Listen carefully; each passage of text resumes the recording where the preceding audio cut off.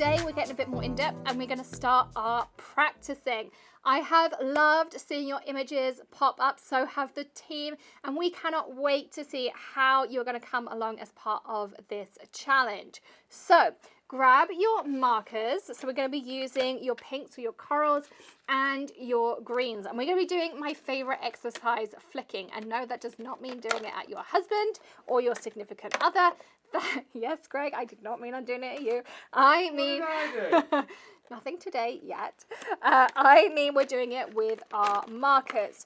Now, doing it with a bullet tip even, or a chisel tip, is a little bit harder than doing it with a brush tip, but you can absolutely do it. And practicing this technique is going to improve your coloring so much. You're going to be amazed. Just doing this for a little bit of time is going to make a significant difference. Now, one thing, I'm going to give you another tip when I have my Nuvo markers, is that I take my packs and I grab my P-Touch and I put a little label on each of these. So all of these would have a label that say Lucky Clover. All of these would have a label that say Coral Reef. And then that way I know that these three go together and these three go together, because there's no way once I take them out of the packet that I know that this is how they go together. Now, the Nuvo markers all have, as I say, a bullet nib and a chisel nib. The thick end is your chisel nib, the fine end is your bullet nib. And so when I go like this, you can see it's a really easy way to colour in multiple large areas. And then, of course, you've got your fine end for finer areas.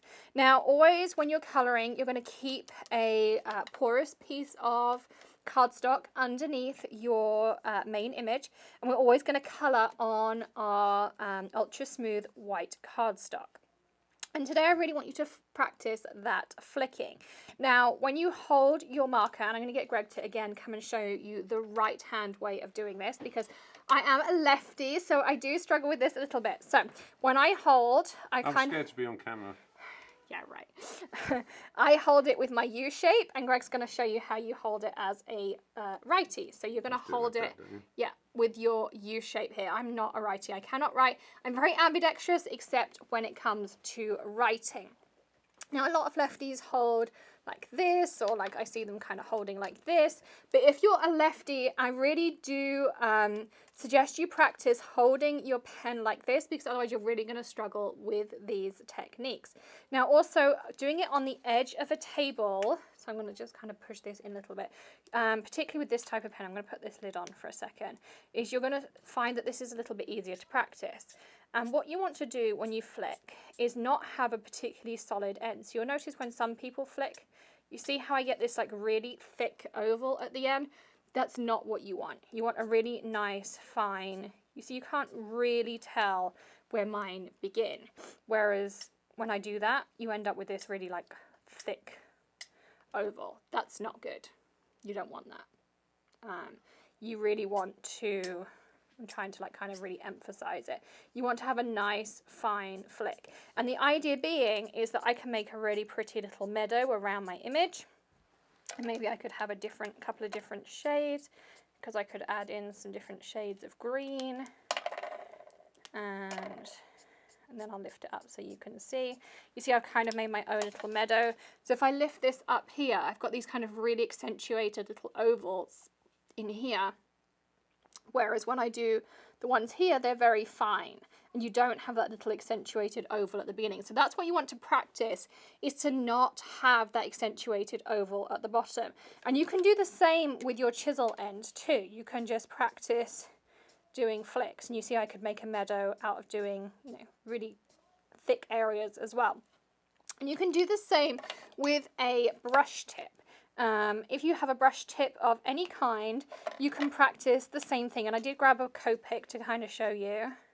You just kind of get a slightly different effect from it. And there's all sorts of things we can do from this. We can do hearts, and brush tips are a little bit easier to do it with, just because you have that fatter part of your pen. But you see here, if you have a brush tip of any kind, you can sit and practice all these really cool little things. Put my tip back together there. And then you can also do, so if I do my thing, then I can do leaves off of here, and I can do the same with my tip here. So I can do just a smaller flick And I've all of a sudden made myself a plant stem. And then the top of my plant stem, and I have to think about, you see here, particularly when I have a really juicy Copic, this is where having that paper underneath is really, really important, because my ink needs somewhere to go and I don't want it to bleed anywhere. And if I had just my glass mat underneath, when I've got myself a stamped out line, which we're going to have for us to practice with, my ink is going to bleed out with the glass, whereas here it's going to bleed underneath. And I'm not going to go outside of my lines so easily. So this is super important. And when I am doing myself, I need to just think about my petals for a second. But here, I can do myself a little flower. And this is where it's super important for you to do this. We'll be practicing all these kinds of things. And you can, when you start practicing, do this with all of your things. But you see, I can make all of these really super cute little things. I could even take the top of my little piece here and I can make little flowers on top. Isn't that cute? So that's what I want you to do. I want you to start just practicing your flicking, and I want you to practice to the point that you don't have these little ovals. And you'll find it takes time. It's not going to happen today in your practice, or it might if you've been doing this for a while. But that's what I really want you to practice, is your flicking, so you're not getting those ovals at the end. So it might be a lighter touch, and practice different angles with your pen. So you see, if I lay it on the side, I get a different thickness than if I have my pen all the way up. So it's a different type of flick. And I know it's harder because I'm a lefty.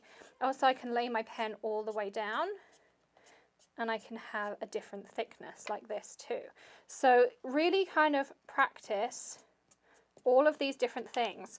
And you'll notice that your colouring is going to improve, and tomorrow we're going to practice our blending with our flicking. So that's why I really want you to practice maybe like 10-15 minutes today, and over the next 14 days do a little bit every single day, and you'll notice how it improves. Try making little meadows, try making flowers, try making all sorts of different fun things. We're going to do different techniques, but you'll just notice how after 10 minutes of flicking you'll have less and less of this oval at the beginning. So that's today's prompt. Hopefully you've learned some things in there as well. If you have any kind of brush pen, whether it's like the Zig brush pens, or it's a Copic, or any kind of brush pen, if you have that, have a little go with the hearts as well. It is a really fun little technique. You can do it with a little bit of patience with these pens too. If you see here, it's just going to be much, much smaller, and you kind of have to just fill in a little bit too. But you can just get that nice round as well. So you can do it with these. It's just a little bit of a different technique. But yeah, just go and practice that flicking. That's what I want you to do till you get to a point where you don't have those harsh ovals at the beginning. So that's today's prompt. Hope you have fun. Any questions, you know what to do. You can drop a comment in the group. We're all here to support each other. Upload a photo when you've done today's prompt as well. Remember to tag yourself. We want to see how you're coming along. And I will see you again tomorrow. Happy crafting, everyone. See you tomorrow.